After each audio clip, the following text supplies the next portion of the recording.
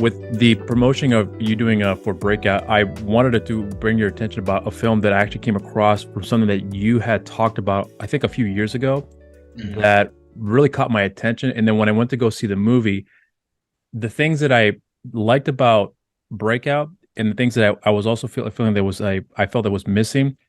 Once I saw this movie, all the pieces were kind of put together here for me, because one of the things I pointed out before about your work with Battle of Saipan, which I still think is your best film to this date. But the film that I'm talking about is House of Manson. The reason I'm bringing that one up is because there was something that you had said, something really specifically that caught my attention that made me want to go see that movie.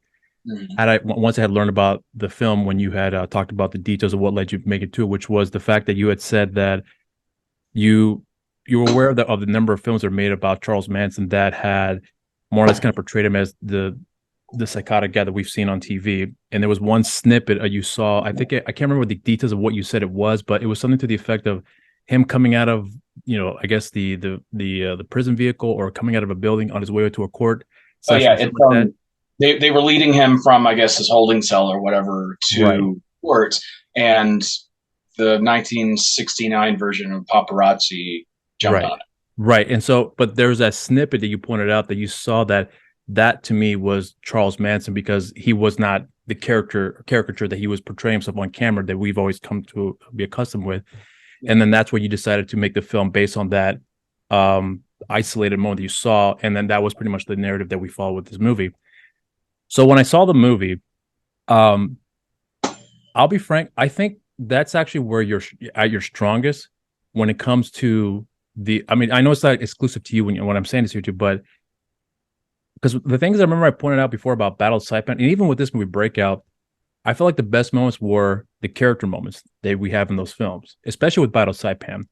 But when I saw that movie, House of Manson, that's where more of that came out, where we're actually spending time with Charles, and you also have a little part in the film as well too. I think you played his uncle, if I recall correctly, where we were focusing more on, like, I guess the human side to the guy, if you will, which I thought was actually quite interesting. That to me is when I saw, I was like, okay, this is where I think Brandon excels as a director, as a storyteller.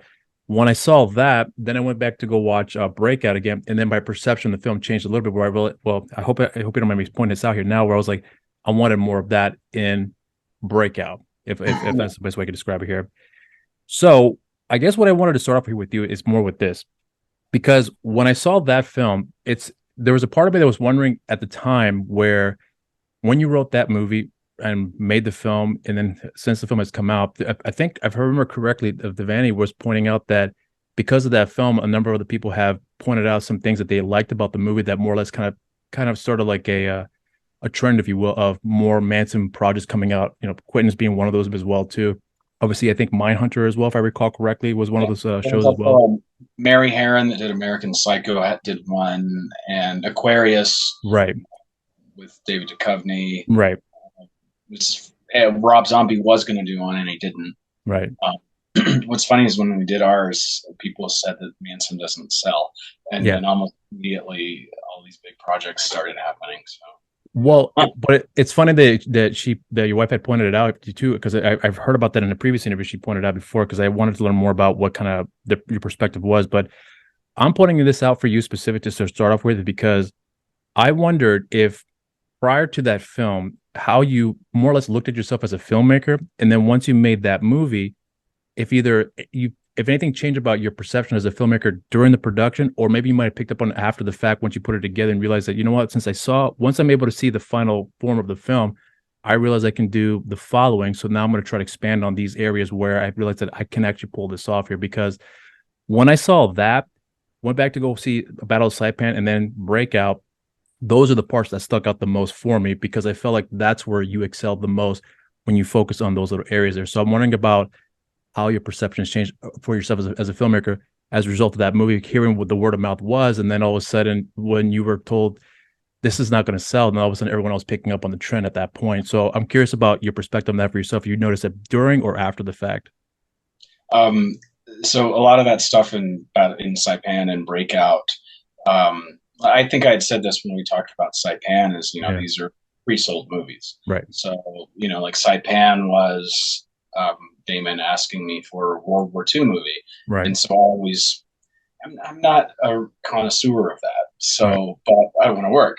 So I try to put my own spin on things. So I may have said the pitch was literally the raid in Saipan, which was the first title of it. So, but anyway, so those moments in Breakout and in Saipan and the Flood, which comes out in a few months and stuff, those are the ones for me. So at the same time, I'm still meeting, like, so for Breakout, we had to have some sort of action scene every 5 to 10 minutes. That's why, like in the the scene where Christos and Lewis have that talk early on, that's why in the middle of it there's a prisoner being escorted out. So I make sure that I hit all the checks, but then I want to put a little extra in it because that's what I'm building to. Like I want to eventually be able to be reached out to for that stuff, and all that's a bonus. But do you think though that from the work on House of Manson that your perspective on yourself as a filmmaker had changed a little bit, or was it something? I mean, I'm not sure if it's a fair question, if it's a good question to ask, but was it something you felt like you've known that you could do, or having done that, did it change your perception? Like, okay, now I know I can pull off these type of stories because I'm able to harness that hero. A little bit, and some of it was the editing too, because like the execution of Manson is obviously different than these action movies where you're like A, B, and C, whereas a story like Manson is like A, B, C, D, E, F, go back to D. Yeah. The flow of it's a little different. It's a little like the flow was sort of inspired by The Doors, the Oliver Stone. The Doors. I know what you're talking about. Yeah, those aesthetics. Where you have obviously the movie costs much less than the ones I'm doing now, and much less than The Doors, but there's a certain flow and aesthetic to it that was really inspired by that, or JFK, or Nixon, or any of his movies from that era. Right. So yeah, it definitely opened my mind that I can still execute these things while still within the constraints of a story, or of the story that we're supposed to tell. I can still put my spin on it and have those moments that are quiet, or those moments that are about a character that you don't normally see. Do you actually? I'm sorry. Go on. No, and with Manson, it's all that. And then in Breakout and Saipan, it's go, and then you have that moment. Go, and you have that moment.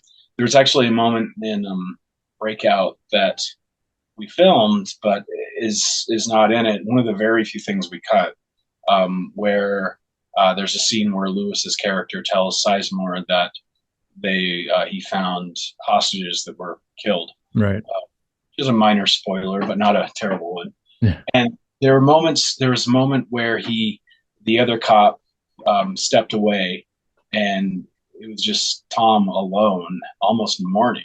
Yeah. And it was just a few seconds, and I took it out.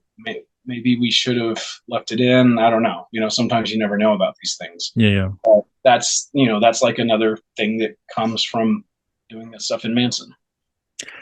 Do you think though that once you have done that, I'm wondering because last time you and I talked about this before, that you were fine with having to make a movie that meet those check marks, and I'm obviously you're not the only one to do this, but you put your own spin on it to kind of make it more interesting for yourself to be able to tell those narratives. But I wonder, because I keep going back to this film, because once I saw that movie, honestly, my perception of you as a filmmaker had changed a great deal from what I've seen there. But I'm wondering if there's a part of you that goes back and thinks about, I mean, apart from the fact that you're willing to work with whatever is necessary to get the film completed with having those checkers from Meg. But I mean, I'm wondering if there's any point you realize that I kind of want to stay away from this here for a bit, so I can focus on more of these complicated stories, like in this case with House of Manson, and delve into more of those areas. But and the thing is, we know most of these films of this sort, especially overseas, may not always sell as well, which is why genre films have people tend to stick with that. But if given the opportunity to go back to something of that sort, is there something you are considering looking into to kind of develop a story that more fits into your line of storytelling that you prefer to stick with? Actually, even going back a couple of years, there's a similar story I thought of that is Richard Speck, and yeah, it's Oh yeah, another storyteller. But just if you read up on his life, it was pure madness. yeah. I know what you're talking Um, about. like the guy was out of his mind, and there's a story there, Hmm. and it would still kind of, and it's something that I think like would suit me because it would fit into this sort of ride, but it would also fit into this character exploration. Right. Uh, like and like he had a title. He had on his arm tattooed "Born to Raise Hell," Yeah. and I'm like, the moment I found that out, I'm like, that's a movie. That is so a movie. And if someone watches this and steals it from me, I will sue you. Um, um, but yeah, that's one that I'd love to get to if given the chance. And it's tough. And one thing I will say about Manson is it only sold in like the UK, which includes Britain, Ireland, Scotland, Right. and Germany. Not too many other places. Just because it's something that, even though that's a very like Americana thing, it's really not known like people think it is Right. I overseas. know what you're referring to. Yeah. But you have a big name, yeah. Yeah. Well, so going into Breakout then, because here's what I wanted to point out with you about the film that because when you had given the opportunity for me to check out the film, um, what I wanted to actually go on with you about that film was that I pointed out before that I felt like the best parts of the film were actually I'm going to say this for now. The thing that I think really helped sell the film, you said something specific about Tom Sizemore, and I know which thing you're talking about. And I remember the first time I saw the movie, that scene you're You referring see a to. little bit of that before it Right, cuts right, off. right. Exactly. That's my point. When I Yeah. saw that, I remember thinking like, why'd you cut that off at that point? Because I felt like there was something important that was going to be happening that would more or less have that emotional impact. But then it became kind of abrupt at that point. Yeah. But then we have similar things like that too when it comes to Lewis and his son, where especially when they have they're in the when he's visiting his son in the prison, and I think that scene lasts about I don't know maybe 2 minutes if that if I recall correctly, where you had that The one first one where they're in the visitation. yeah in the visitation room, right? I think it Yeah, was like yeah. a 2 minute scene. It's about 3.5 or so. Oh, okay, okay. First cut Well, of it was 15 because there was a lot of stuff. But okay. Well, I yeah, figured that was kind of the case here because I felt like a lot of the stuff that was truncated was more or less those emotional scenes, if you will. yeah. And again, I understood why you have to move on from one beat to the next, considering with what you had to do here. But what I wanted to actually point out with you about that film as well is that when I had seen it for the first time, the things that I took away the most, as I said to you before, weren't necessarily the action scenes, were more or less just those pivotal moments with the characters. But the one thing I also wanted to give you props as well too is because when I came after I'd seen Battle of Saipan, and then and then I saw Breakout, and then I went back to go see Manson, and then I went to go back to see Battle of Saipan, and then Breakout again. The one thing that I think I've started to notice more about you as a director, which is what Manson made me realize specifically, is that even though we have those short moments where the characters are just expressing their emotions, whatever the case may be, as short as they were, despite the fact that I wanted more out of it, I think that's really what Lewis is obviously we already know is a really good actor when it comes to delivering those emotional beats here, but when it comes to your choices having to cut out some of those scenes there, I'm curious about if there's any sort of if you have a preparation about okay, so we have this amount of scenes, these amount of time we have with these characters. So if I have to cut it up, I know what to cut up, and I have to know what to leave in, so we can get to point A to point B. Because I'm wondering if any point if you have a um a preparation about what is going to be left in and what's going to be left out to get to point A to point B. Because when I go back and watch the film now, that's kind of what it feels like to me, where I feel like the action scenes are meant to be there, but the emotional scenes, as short as they may be, for some certain sequences, it's like as if though there are select moments you're picking out specifically to get to that impact before the next beat kicks in for the action sequences, if that makes any sense. So I hope you understand what I'm referring to that when Yeah, I it ask the completely question. does. When we did Manson, which was about 10 years ago now, and Manson Yeah, was also completely an independent movie, so we didn't have that list, the yeah, checklist. Um, I I just sort of wrote it, and like this script was 130 pages, and um, there was no consideration of, oh, this may be cut. It was sort of a wait and see kind of thing. I think now I actually just inherently do something where I know what will ultimately, for the most part, not be in there, and so I try to sort of get rid of it from the get go, and stuff that I omit, I use in other scripts and stuff like that. So it's not like I'm just discarding an idea, but I think I've just refined the approach where I know that, we have 86 or 95 minutes, which is Breakout and Saipan's running times. And I know we have that amount of time to do it. So I think I've figured out a way to quickly get there, to those character moments and then move on. And do something where they sort of are, and it's not always like this, but I try to make them instigate an action scene or have some sort of relation to it, rather than just like bam, bam, bam, bam, bam, bam. Oh, hi, Dad, I hate you. Something like that. I want them to be. I want the scenes to fluidly go into one another and have some sort of relevance and something that drives the story. And I guess that's actually sort of the long story short is the Manson script, even though it's written kind of like a documentary. Yeah. And some of it, all of it pushes the character, but it doesn't always push the overarching story. But with Saipan, Breakout, and some newer things, everything is about the next scene and the next beat. Yeah. Is it difficult for you to, coming off of Manson and having to be able to space out some of those beats, or was that hard at first? Once you finished that, and then doing the next set of films that more or less have to meet those checkboards, is it a little bit difficult to get to transition back to that, or it's a transitional period? Like some of the movies in between, like Ensenada and Crossbreed, even though like I enjoyed them at the time, I do see the flaws where it went like Crossbreed went too much into the humor or too much into the heart, and leaned into those things. So it could have been balanced a little better, but that's just, learning and objectively looking at your work after you're done with it. Yeah.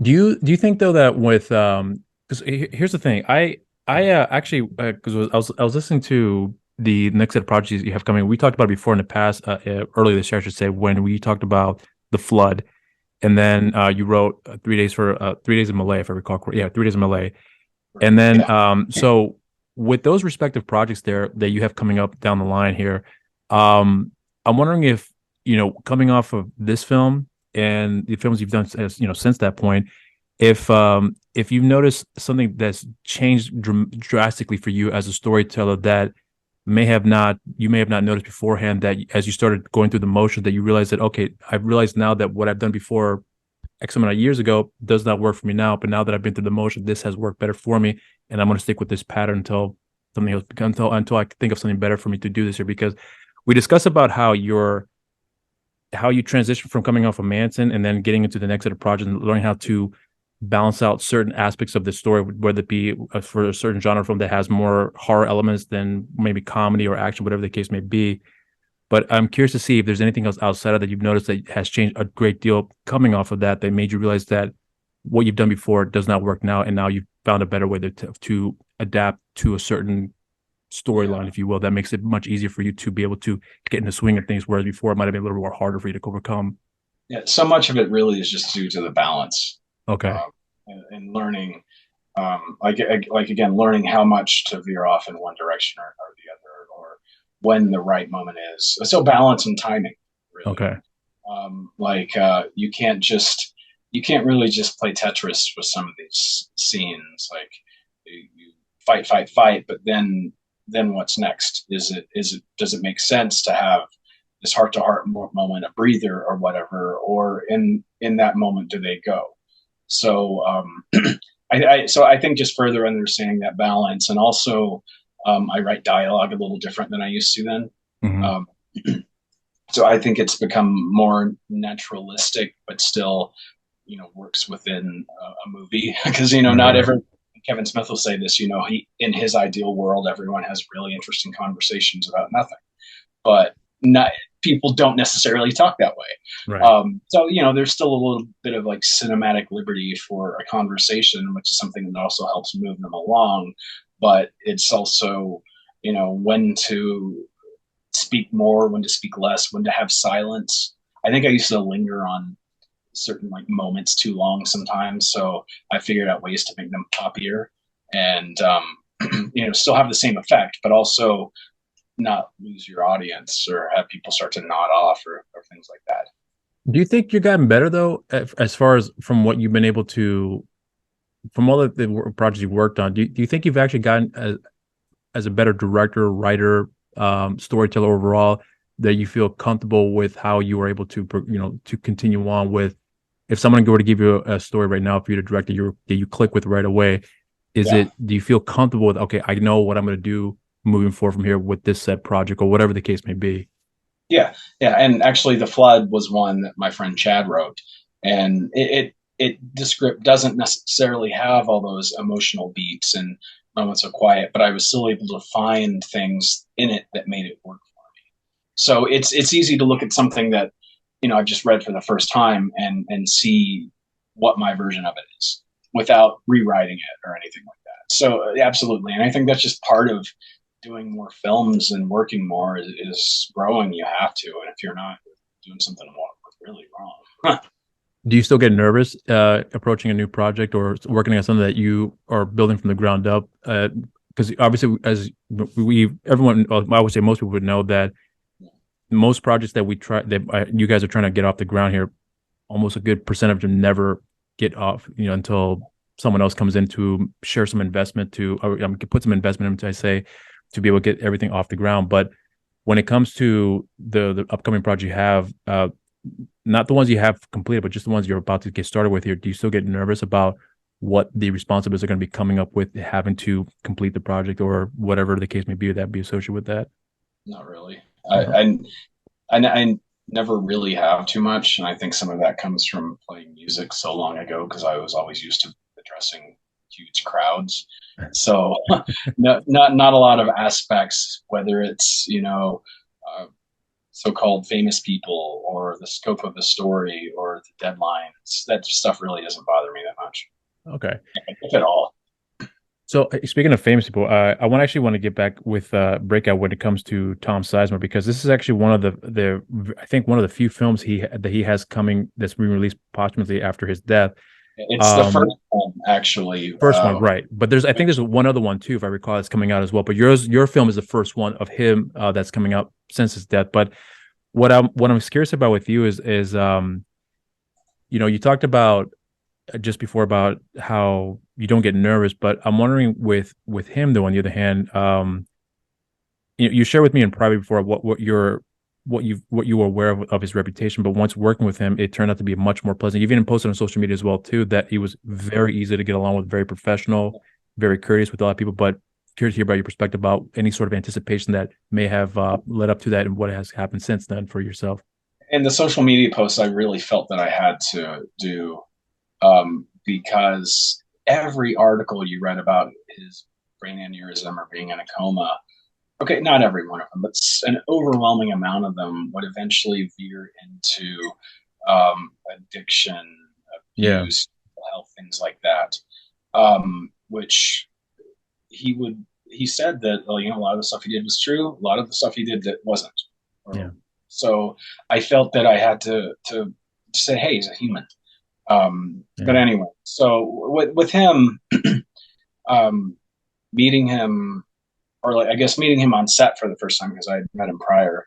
I had heard a lot about him from Lewis, and not a lot of people know this, but Lewis and his brother Costas and Willem Dafoe and Tom were like a quartet in the late 80s when Lewis and Costas were really young.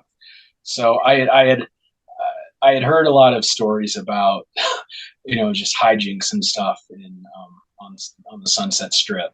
So that started humanizing him a bit more. So I think I knew my approach as a, director, actor, or collaborator. I walked up to him. I told kind of a self-deprecating joke, and he slapped me on the shoulder and laughed. And was like, "Let's do this." And it's you see the human there. You don't see the person that people make money from headlines with. You see a person, which at the end of the day, that's what everyone is, no matter what their reputation is, and no matter what you read about them. That's you. Those are all different things. Right. Did you tell Tom about the stories that Lewis had shared with you about Yeah, what and was his reaction? he told me some others, so which I shouldn't repeat. I mean, if you have Lewis on and he wants to repeat them, that's fine. All But right. I shall. I have a vow of silence. Well, so but with the It's nothing criminal or evil or no, I anything. figured that was the case. Typical, like Hollywood stories.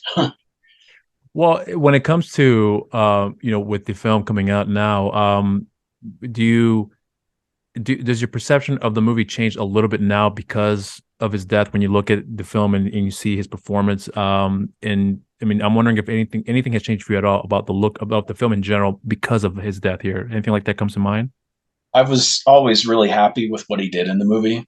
Right. I don't remember if I told you or not, but like there was a scene where he accidentally wasn't sent one of the scenes that he was in, and we gave him the sides, which for those of you who don't know, sides are basically like just printed off versions of scenes Right. you use on the day that you're shooting. Um, and this was something, well, as you know from watching it, there's some of his dialogue is very wordy because he's a negotiator. He has Right. to have that savvy and stuff.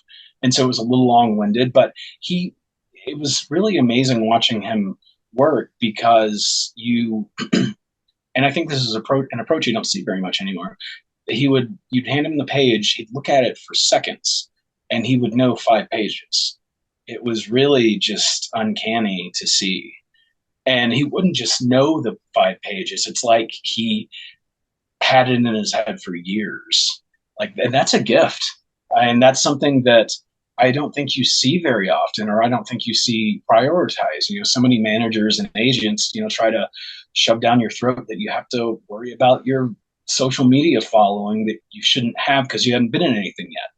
I think the priorities are kind of all over the place now, whereas he came from a generation where you really see that training and commitment still being taken so seriously. And I'm not saying that everyone's like that now. I'm just Right. saying it's becoming more of a rare thing.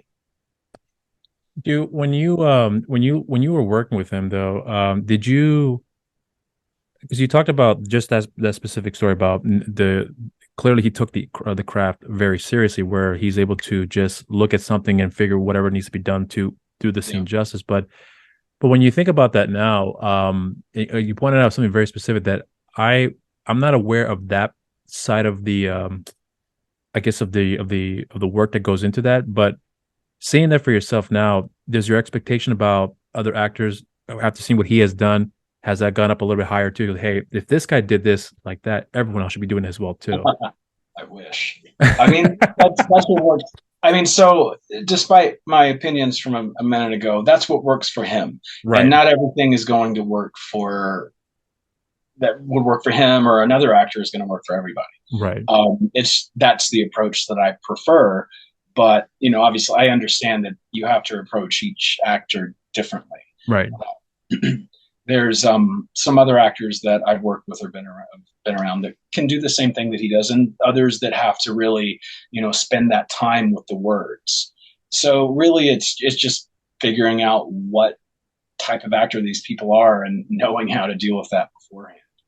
I'd love to have a whole room full of them, but I guess that's probably what the set of Heat was like. I can imagine that. Yeah. When so working with Lewis again on this movie, it's I'm wondering if I think I wanted to ask you the last time, but I think it slipped my mind. But when you work with Lewis on set now, do you? Because we talked before about how you guys have a rhythm that he knows what you're going to be doing, and you know what you just look at him and pretty much to the point where he knows what needs to be done. But I wonder if anything has changed for you along the way throughout the years, especially up to this point, where you have changed a procedure that you guys would normally do that as time has gone by, you realize that, okay, Lewis, we've done this before, but it's not going to work this time around. We have to do this now because if you guys have a really good relationship where you guys are able to communicate with each other in that capacity and understand how you guys are working, and if you're doing something that's going to change that momentum for yourself to better the art, if you will, I'm wondering if anything like that has ever come across for you both, where you realize that let's do something completely different that we've never done before, whether it be more or less like it may not have to be something as far as what you guys are doing on film, but just the approach to the said project that you may have done before that may not work this time around, that you want to try to completely change the method there to see if it will help out the overall project itself. I hope that's not a convoluted question, and I hope you understand what I'm referring to, but if it doesn't make sense, I'll try to trim it down a little bit. I get it. And I can actually say, so with Breakout and Saipan, Lewis was there the whole time. Right. So, well, except for like the last couple of days on Breakout once he was wrapped, and then Saipan, he was there almost every day. The Flood, his character is very supporting, so he was in and out. So, like something that I've done on these other movies was kind of use Lewis as a bit of stealth mode to kind of push certain things in the scenes the way that I want them.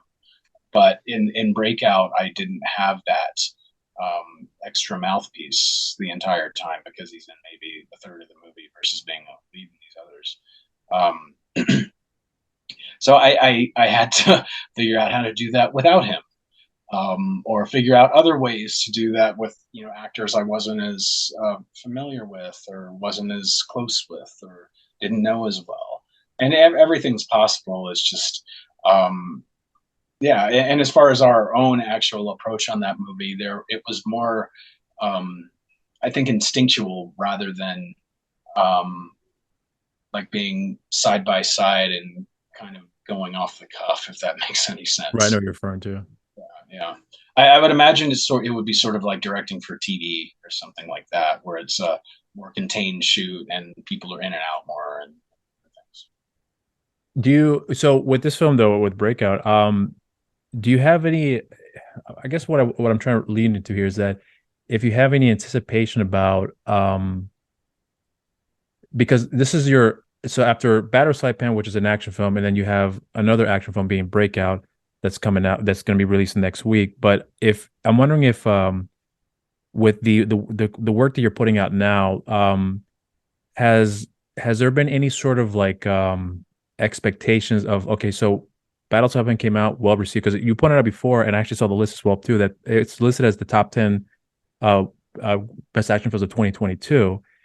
And then coming out with this movie, I'm wondering if you're kind of more or less pigeonholed into a certain genre where people are expecting you to come out to direct the next action film as a result of the last two films. The one prior to that was Being Frozen, which more or less is like a thriller, but Battle Saipan and Breakout, is that something that you've noticed before, that something has changed as far as how people may look at you as far as a filmmaker is concerned, that may more or less kind of pigeonholed in one genre, where if you want to stray away from that, is this just as easy for you to be able to go from one to the next, or you have to fight a little bit harder to be able to move on to the next genre, if you will? It's actually easier now. In the past, I Okay. did primarily horror movies, and so there was that. And I think it's just the way people perceive genres. Like they get something in their head and they can't break away from it. Right. And so they call you a horror filmmaker, horror this, horror that. Versus they don't really say action filmmaker. It's more just filmmaker or prolific director or things like that. So the labeling is different now. Okay. I guess in terms of expectations, though, these last few movies have gotten considerable better reviews than I'm used to, so I have to keep that up. But you can never tell. You can watch something that you think is great, and other people disagree with you. So you can't lean too much on that expectation. So you actually brought something up that's really interesting. I actually didn't think about bringing this up until you just did now, but yeah, it's true. I did notice the reviews you've gotten the last couple of your films here that have been more or less positive from the previous ones you've done in the past. But what I'm curious about, they're more mixed, and now right, but it means more positive. Right. So, but that's my question to you about that, because I'm wondering about how if I'm not saying your perception has changed about yourself, but I'm wondering if anything has changed about how things are being looked at when it comes to, okay, so I've Frozen got a pretty good response. Battle Saipan got a pretty good response. Breakout so far is getting pretty good response. Obviously, it breaks to people who may not like the film for the reasons, but because this business is such a fickle thing that you're fully aware about, you can't rest on those laurels and say, okay, well, the next film I'm going to come out is going to be just as good, if not better. But I'm wondering if anything has changed in terms of your perception about, okay, so because things are good so far with these reviews and people's response to them, is it a little bit more relaxing for you to trust that maybe the next project I will do will be just as well received, if not more, or those expectations are out the window and it's film by film scenario to not have any expectations, because certain people have in the past have been able to succeed in it, and then all of a sudden they get a good stride for them, and then all of a sudden, boom, there's a drop, and then we see that they're not bouncing back from that as well. So I'm curious about how you're handling that for yourself moving forward with the last couple of films you've gotten that have been released, that the reviews have been more or less positive, but moving forward, are you getting accustomed to that? And if you're not, how are you handling that to be more prepared to understand that if things are good now, but if it drops, how we're going to bounce back from that? I mean, I don't really think about it too much except for when these things come out, and then I kind of forget. Like Okay. the most that you can do in any movie is, or any new project you're approaching is just be sure of what you're doing, because every movie is going to be different, because usually you're doing them with different teams. And granted, there's spillover with some actors, or some like you use the DP over and over again, or whatever. But there's so many X factors you can't control that you can't just spend every moment thinking about outdoing yourself. Like I said, you can have an idea and a belief in what you're doing, and really put that out there and push it. Not everything you can control, but as long as you do that, you can usually at least aim for a similar, if not, and hopefully better result. That was kind of word salad, but I hope that came across. No, I does. I know what you're referring to here. So before you were talking, you can't think of it all the time. Like you can't constantly just be weighed down by like, oh my God, what do people think of me? right? So you can take it in stride, sort of nod and accept that, and remember that the stakes are raised a little bit, and also that those kind of things help you get more jobs. But it can't be all you think about. You can't consume yourself in. So here I want to just jump off to something completely different here, because there's something that I actually want to get your opinion on here, because the last time you and I had spoken, we talked about music for a good bit, and yes. That was actually quite that was a fun part of the conversation. And at the time when you and I had spoken, we talked about Fear Factor for a little bit, and you had heard about the rumors about who was potentially going to be replacing, Burton Bell to take over the vocal duties. And then obviously not too long ago, they announced who the singer was. I forgot the guy's name offhand, but I know he's Italian and he's well-versed in his background with music. I'm wondering if what you had heard were true. And secondly, if you had any chance to check out any performance you may have come across online about his vocals, crowd handling, and so on and so forth. And what your perspective on it now, considering how things are moving along for Fear Factory with their new singer. That's almost a loaded question, but not because of you. Right. So yeah, Milo Silvestro, or Milo, I don't know how right. he actually pronounces his name. And yes, he's the one who I had heard was the singer going back a couple of years. And they were supposed to announce it before, but because this tour was delayed because of COVID, right. They held off. I think at the time, so I was talking to my friend Brad, who's, I think I told you, he's the drummer in a death metal band called Devourment. Yeah. That I had played with years ago. Not Devourment, but we played in a different band together. He and I were kind of wondering if the anticipation was still there for the singer, because it had been so long. And Burton technically quit like 3 years ago, which seems kind of mind blowing. But you could tell that Dino was kind of squandering to build up the hype, very quickly for this tour. Like they re-signed to their label, even though that wasn't really news and stuff like that. Yeah. And he kind of put out some breadcrumbs. Like I know he put out like a 2-second clip of a mixing board of a new song, just to kind of get people more faint interest again. But Brad and I were still like, does anyone care at this point? But so the first show came up, and I guess this was a little over a month ago, and it was in San Francisco or something. And they didn't make it because they couldn't get through the Grapevine, which I actually live near, on Highway 5, because the snow was like record setting. It was like a 50-year storm style snow. Yeah. So all that anticipation, and then the bubbles burst, and you got to wait another day. And it's just another day, but so I waited and waited and waited. I kept refreshing YouTube to see if anything came back up. I think the next show was in Oakland or maybe Portland, Oregon, or something. I don't remember. And finally, a song came up. It was, I think it was "Shock" from Obsolete. The I think it was. first I wasn't it. I think it was Replica, if I recall correctly. it's one of those. It was one of the Yeah. songs that's like second, third, or fourth in the sets. Yeah. Yeah. Yeah. Oh, they were also playing a song called "Recode" that I think they only played a couple of times, and then they cut the set shorter or something. But it was one of those first few songs, and I played it, and it was like listening to the albums again back in the day. I was really impressed. Yeah. And of course, I also paid attention to his stage presence because I'm like, so, no matter how good of a singer he is, if he can't handle the crowd and he just sort of fades into the background, it's not going to matter. Right. And he seems to have a pretty good handle on it. Yeah.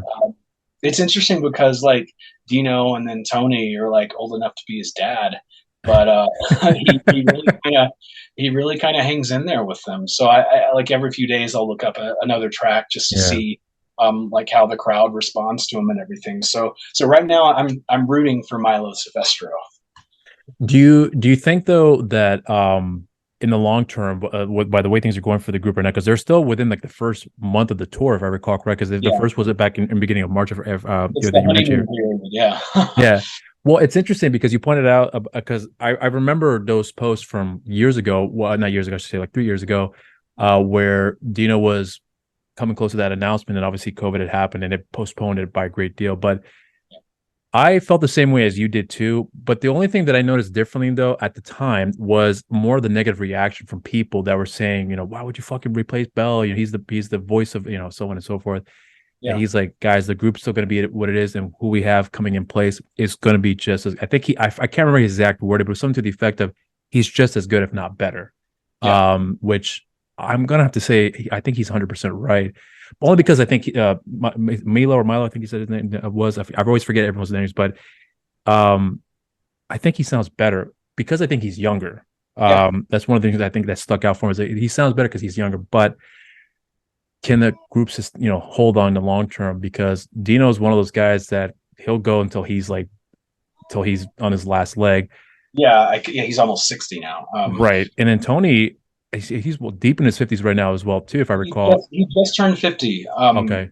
Back in the day, he was always the like more immature member from Static X, and now he's the like elder statesman. So it's actually been cool to like knowing him. I didn't know him as well as I knew like Wayne or Ken, but seeing him back then and then seeing this like super dependable, really solid bassist that he's become that plays with all these bands. So I've actually really grown to respect Tony quite a bit. And then whoever's playing drums for them now. I don't even know who the drummer is now. It's someone from a different band because Mike Heller went on a tour with a different group like last minute. I'm not going to speculate there or anything. Right. But it will be interesting to see if this lasts because let's face it, the history of them has been pretty volatile over the last couple of decades. Yeah. And even though like Demanufacture is my favorite industrial metal album of all time and mine too, influential on me, I don't know. I'd like to think that having him will breathe new life into the band. Also, however, politically, I know some things could not go over well because Dino owns 100% of the publishing, all of this. So we'll see if that plays out. And I don't want to speculate that it's going to go south or be good, but those are things that, and I personally know from, bigger bands that we were friends with years ago, that can cause turmoil in a band. And it's especially hard to tour now because it's so expensive. I can't believe that now clubs take merch cuts, labels take merch cuts. We had like a big wad of cash hidden in our PA system in our rehearsal room that was all merch. And I can't imagine other people taking a cut of that now. So the landscape is so different. So it'll be interesting to see if they can sustain. I hope they can because I I really like this version of them. It reminds me of watching them like live in the like late '90s and everything, when everyone's kind of like the classic lineup that had Christian and Raymond, where Yeah. they were just this solid unit and everyone, their hearts were in it. I think Burton had said that over time he felt less and less connected and wanted to do his other project, Yeah. Ascension of Watchers. So, Yeah. and there's nothing wrong with that at all. So hopefully, fingers crossed. Were you ever a fan of Christians and Ray's band Archaea? What they have done back in the day? Did you like their style of music? What they played? I actually listened to that one album that they put out because it was supposed to be a Fear Factory album. Right. And you can definitely tell because it Yeah. sounds really similar to Archetype and Transgression. Yeah. It's kind of like somewhere in the middle of the two of them. Yeah, I still use an iPod, and for a long time I had that Archaea album on it. But you're a big fan of it though, because I remember liking it, but I didn't like it as much as I thought I would. Yeah, it was interesting hearing what was basically Fear Factory music with a. I mean, it's weird. Basically. Weird to say now because there literally is a different singer, although he sounds very similar. But it was interesting hearing what were basically Fear Factory songs with a polar opposite singer. Right. Yeah. But yeah, I listened to it quite a few times. I wouldn't say it's my favorite or anything, but it was definitely solid. Did you also like Trans? Because you mentioned Transgression. That was one album that I did not like of them at all. I mean, I think that's kind of the general consensus with a lot of people too. But did you feel the same way as well for that album? I think they've said that it was basically an unfinished album. I got the feeling that was the case too when I first got it. I don't think I don't remember, but exactly. But I had heard that Reese Fulber, from Frontline Assembly, who produced most of their albums as well and did all the programming. I don't think he had as much to do with that album as he did even Archetype. And Archetype still kind of sounds like a Dino Cazares Fear Factory album, more or less. But then Transgression, I think maybe there was. I think I remember reading that there was like label pressure or something to use a more pop producer. Yeah. And it just, some of the songs kind of sound Fear Factory-ish, but just the production doesn't match what their vibe is and kind of their trademark. That super clean, just syncopated tightness. It just doesn't. I remember Ray's drums seemed off to me because they didn't sound like his other beats that you hear from the previous record. Like it was almost like as if I remember when I listened to what was it, Saint Anger from Metallica, hearing large drumming and that, like, it, not to say the record was terrible, it wasn't, but I just knew from what I've listened to before, it was just night and day. And that's the exact same feeling that when I heard Saint Anger, hearing Transgression. The first thing I noticed wasn't necessarily the drumming. I'm sorry, the guitars. It was the drumming. Right away, I picked up like, this is different, and it didn't sync well with me. I remember listening to the entire record. Until this day, I think I haven't listened to it since that first year I bought it, and till this day, it's not one I want to go back to and revisit, with the exception of maybe one song.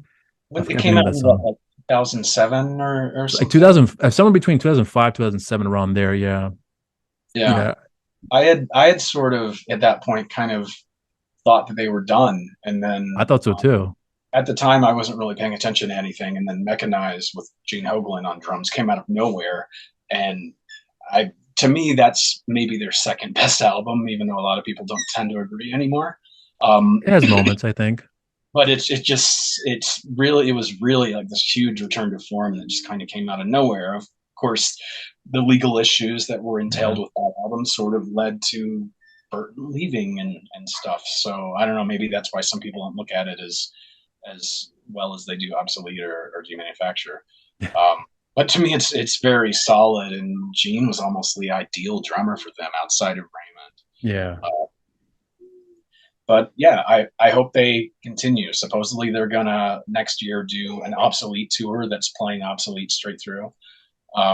And I look forward to hearing more of Milo as he makes it his own, because right now it kind of sounds like Burton for the most part. Yeah, I'd say so too. It sounds like 80% Burton, but I think as he gets more comfortable with the songs and the performance, he'll eventually make it his own, but still pay homage to their sound.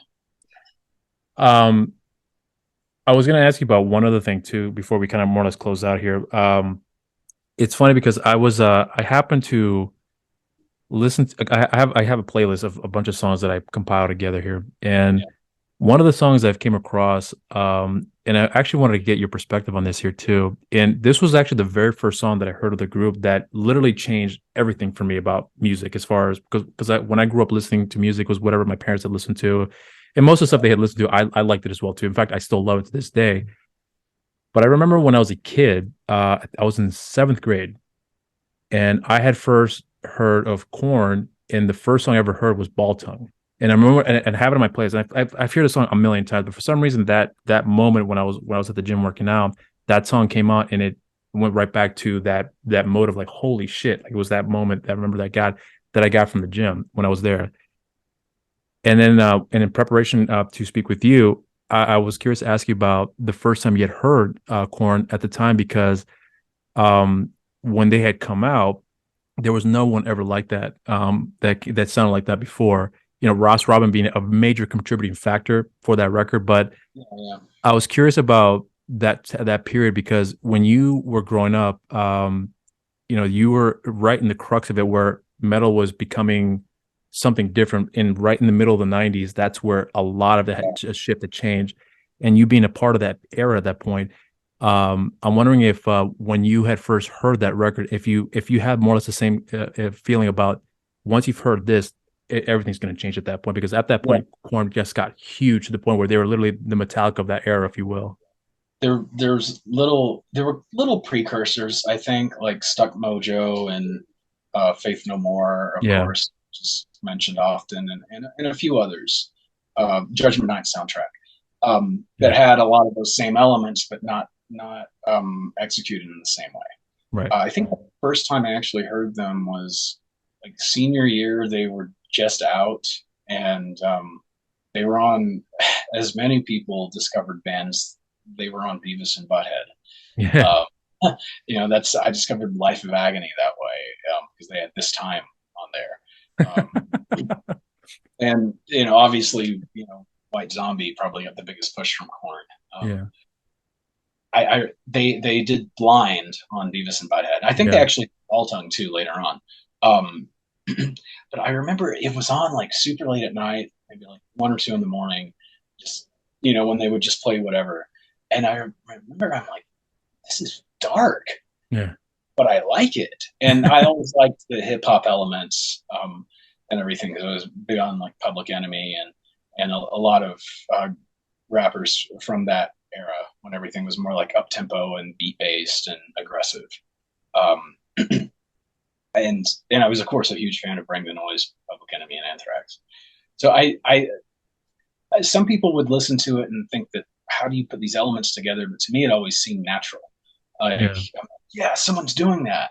And at the end of the song, they have the hip hop bass line, the yeah. do do do Hmm. do do do, and then the all the guitar parts that sound like record scratches. So to Yeah, me, it was just like, give me more of it. And of course, in a few years, there was a lot more of yeah. I remember when I first heard the album, their first record, the self-titled one.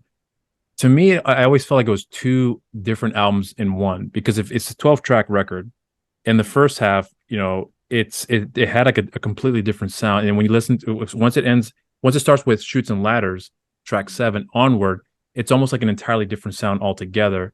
it. Yeah. And I think it's one of those rare records, in my opinion, where you get two different tones that sync so well with each other. Yeah, And to this they day, really did. I still think it's one of the best records I've ever heard in my entire life. Just the way that it's composed, and even with the song like Daddy, which, despite the fact how the song ends, somehow it still works, where they're trying to, because I remember the story, if I heard correctly, was that when Jonathan was breaking down, that, I think Ross was like, well, play something in the meantime to kind of fill in the gap, to fill in the silence we get from everything else. And then they're playing their songs, and that still fits in with the momentum of what just happened, what they just ended, and then what ended up continuing after the fact. And then Ross, I think he had said he found an old tape at some abandoned house, heard the Yes. tape, and it was just like some father, like, just blatantly rude to his kid and then talking down on him. and that ended up being the secret track, if you will. And I was like, I've never heard that before. This record is phenomenal. So when you heard that for yourself, if you had the same perception too. I think also I was the right age at the time because I moved around a lot and went to a lot of different schools. And so I was always kind of the outsider kid. So, and I'm not normally a big lyrics guy, but hearing, Jonathan's lyrics in those, like, really related to it, for lack of better words, because a lot of the things he talks about in that album and the next, and Life is Peachy. That cassette, I think they said they found in some like an abandoned house somewhere in LA. Yeah. And to me, that's like listening to a serial killer tape. Like there's this, like, you wonder what else happened. Yeah. But that's the thing though. Like it's not something that I don't think it's ever been replicated like that ever again. Because even when you have like Life is Peachy, which I still think it's a good record, but in comparison to the first record, it's night and day. But it's still a very strong record regardless. But since that time, Korn, I think, has been able to maintain their momentum, but we'll never get back that era that we got from them when they were first introduced, because that was even something special. It was so unique at the time, right? And I like this. I've actually really like a lot of their recent. I do too. Especially when Brian got back with them. I think they got better when he got back. Honestly, he's someone who I respect immensely, and there's this interview with Ray, their current drummer, Ray Luzier, who says that the first time because he came to the band when it was a 4-piece, right?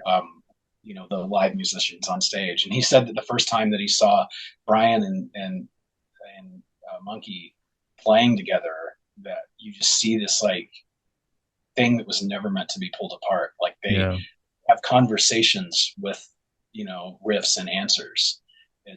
He said it was something really special. I'm not going to try to even quote him, but you can definitely tell how it's like one of those meant to be things. Like all these kids just happen to be in Bakersfield in the 70s and 80s and be there at the right time and get together. Yeah.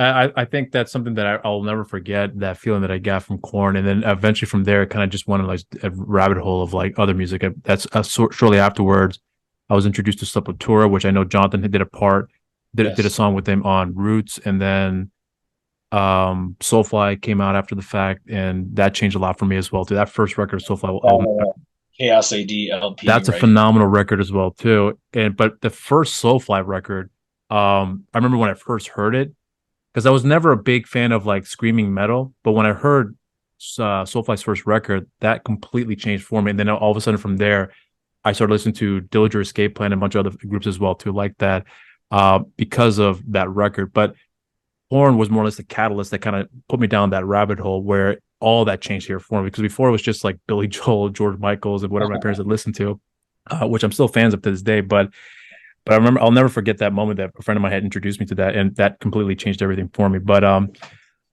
so speaking of Sepultura and Max, so this was something that was really kind of a jam session they did in the mid '90s that became a thing, and they played one show at Nail Bomb. Yes, that's a great record, by the way. I still listen to it, and I've since befriended Alex from Fudge Tunnel. Who lives not too far from here. Oh, really? I think he lived in New York at the time. At the time, but he lives out in the desert. He lives in Yucca Valley. So, he had actually very like kind of earnestly emailed me once, just telling me about his career, and I'm like, "Fuck yeah, I used to listen to your stuff." And he's like, "Oh, well, in that case, floodgates open." It's. I know that show you're talking about, and because I think Max was asked a couple years ago, asking if would you guys ever do a Nail Bomb reunion? He's like, no, we're going to be punk rock and just do it that one time and never revisit that again, because that was such an isolated moment. And if you think about it too, I didn't realize at the time, because I knew who what's his name from Biohazard, is it Evan Seinfeld? Evan's bassist, who's now back in the band. Yeah, Evan Seinfeld, right? I think is his name. Yeah. I forgot that he was I don't know if he was part of the group as far as the actual recording session, but I know he was on stage, and which I didn't realize at the time until I saw the concert. But that concert, I think, was easily one of Max's best performances he's ever done. So raw. I remember like he wasn't that old, and I think Alex Newport was like 20. And he seems so out of place, though. I remember cracking up when I saw him play. He was like this punk rock kid. Yeah. But they're just destroying it on stage. Yeah, I think Evan may have been the live bassist. Yeah. And Reese from Fear Factory Frontline Assembly the keyboards. And I guess did Igor do drums? He did the drums. Yeah, he did the drums. It was just really the lightning in a bottle. I don't think he did all the drums though on the show, if I recall. I think he did like only a handful of songs. I don't think he knew all the songs. They used like 50 drummers in the records, if I recall correctly. I'm gonna have to go watch that show again after this. And then later on, they Roadrunner actually released that show as an album, as a DVD, right? DVD and as a release, as a CD. Yeah, so every now and then I'll post something from this album on my Instagram, and I see people like hit like on it. I'm like, you guys have no idea. And that's not me being, like putting ownership over this. It's just one of those things where like, the right people at the right time, and you would never get away posting these, on any. And that goes for Rage Against the Machine too. In the back is police brutality. Yeah, you can't do that now. No, and you know what's funny too, because I forgot who. I think it was a singer from Dillinger Escape Plan, if I recall correct. I can't remember who it was, but he was. I think it was him. I could be wrong, but he had wanted to do a super group with Max because he loved Nail Bomb so much, and he kept pestering. We got to do one. We're gonna bring all these guys and make a group. And that group ended up, and I never, to this day, I still have not listened to their record at all, and not for any reason. I just haven't done it. It was Kill or Be Killed, I think was what the group was called. I think I came across it a few years ago. Yeah. And then videos. Yeah. I just remember, not to say that, it was a little too late, but for whatever reason, it just never caught my attention to invest into looking into it. Like some of the other stuff that Max would have done outside of Soulfly in this case here. But anyways, yeah. So, I guess to just more or less close off, because I'm actually happy we got to close off on this here, but, the intention obviously was to help promote Breakout here. And, we did talk about the movie, but I just wanted to just more or less promoting 30-year-old industrial metal albums. Well, I just want to say in closing here with you is this here. I really do appreciate you in giving me the opportunity after the last conversation you and I had together earlier this year to let me see the movie. Actually, I'll be completely frank. I was quite surprised you said, yeah, here's it is. And I was like, because I don't expect that, but the fact you had I knew you were going to see it in a month or two anyway. So, well, I appreciate you giving the opportunity for me to check it out, because I really did. I did enjoy the film. I still do enjoy the film, but I still do think, as I said before, that Battle Saipan is your best work. But coming off and seeing coming up with Breakout, you said before too in the conversation or in the messaging board, if I recall correctly, that this was just basically a throwback to the old school, 80s and 90s action film, which I got right away when I saw it.